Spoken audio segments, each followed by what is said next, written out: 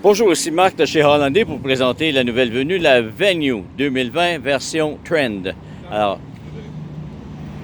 on voit de ce côté-ci, si on approche du côté du conducteur, pour accéder à la voiture, eh bien, sur la poignée, on a un bouton qui ouvre automatiquement. En appuyant une fois, ça débarre le véhicule. Deux fois, ça débarre, ça débarre la porte. Une fois, ça débarre la porte du chauffeur. Deux fois, le véhicule au complet. Alors, on y est. Et voilà.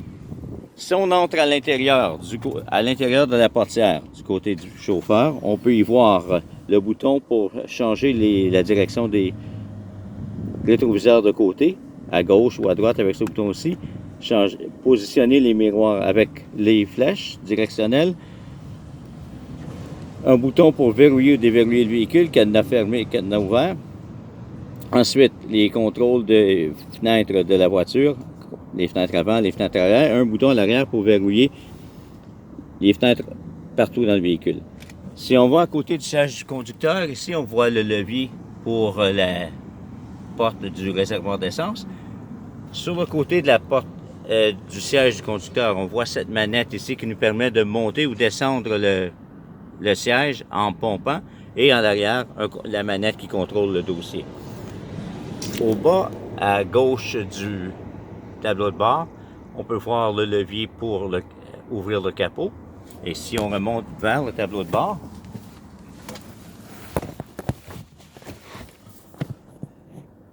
alors, on y voit une ampoule électrique avec un signe de plus ou moins qui permet de gérer la luminosité du tableau de bord. Ensuite, le véhicule qui dérape, c'est l'antipatinage qui est en fonction par défaut qu'on peut enlever en appuyant sur le bouton.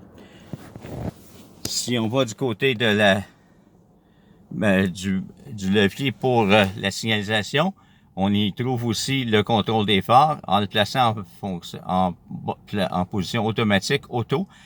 Bien, à ce moment-là, tout se fait automatiquement. Les lumières s'allument, s'éteignent, et les autres peuvent embarquer aussi automatiquement sans qu'on ait à faire quoi que ce soit.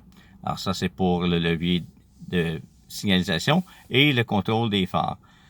Sur le volant maintenant, du côté gauche, on a une personne qui parle, c'est la commande vocale. Ça fonctionne quand le téléphone est branché dans la clé USB. Le mode pour choisir AM, FM et les flèches pour changer la station. Le contrôle du volume est ici et en appuyant sur le bouton, ça fait taire la radio. Ensuite, pour prendre un appel, on appuie sur le téléphone ouvert. Pour terminer un appel, on appuie sur le téléphone fermé. Maintenant, on va à l'intérieur du tableau de bord. Eh bien, on voit à la gauche la température du véhicule et le nombre de révolutions par minute. Ensuite, à droite, le speedomètre et le réservoir d'essence. Et au centre, plein d'informations qu'on peut changer avec l'aide du calepin qui est ici sur le volant à droite. Alors, vous voyez, en appuyant sur le calepin, lorsque le véhicule est en mode accessoire ou est en fonction, l'information au tableau de bord peut changer. On peut la contrôler avec les flèches qui sont ici, changer les données et sélectionner en appuyant sur OK. Alors, avec les flèches, le calepin et les flèches, on contrôle l'information au milieu du tableau de bord. Du côté droit du volant, on a le régulateur de vitesse, le cruise. On appuie sur le bouton pour l'activer. Quand on arrive à la vitesse désirée, on appuie sur 7. On descend le bouton ici sur 7 pour fixer la vitesse et pour annuler, cancel ou encore on appuie sur le frein. Et pour changer les informations, on sélectionne avec OK. Si on voit le bouton pour démarrer le véhicule, il est ici. Alors en appuyant sur le frein, on appuie sur le bouton et le véhicule va démarrer automatiquement.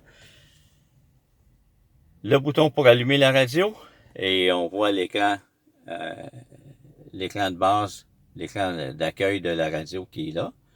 Maintenant, on peut choisir la radio ou un autre média, choisir les postes ou les pistes. Et avec Setup, ça nous ramène à l'écran d'accueil. Et on peut choisir différents réglages. Pour le contrôle de la température, bien, on a la roulette ici pour contrôler la température. Alors, si on l'emmène complètement à gauche vers le bleu, ça va être plus froid. Vers le rouge, ça va être plus chaud. Le contrôle de la force du ventilateur, donc la vitesse du ventilateur ici, 0, 1, 2, 3, 4.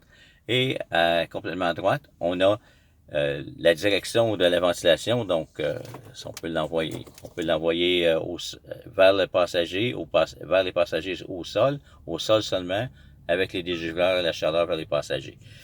On a le bouton pour l'air climatisé, le bouton pour le dégivreur arrière. En bas, on a une prise de 12 volts auxiliaire, une prise USB, puis une deuxième clé USB qui ne fait que charger les appareils. Alors, tandis que l'autre va prendre en contrôle les fonctions du téléphone, si on le veut.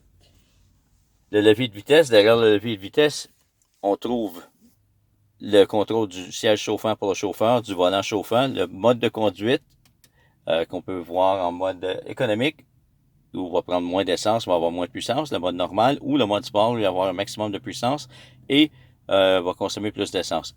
À droite de ça, on a le contrôle du siège chauffant pour le passager et ça complète pas mal ce qu'il y a sur le Venue version Trend, à part le toit ouvrant, qu'on peut, on a les lumières à l'intérieur de l'habitacle. Au centre de ça, il y a le bouton pour le toit ouvrant. Alors, le bouton qui est ici, en appuyant vers l'arrière, ça va ouvrir le toit ouvrant.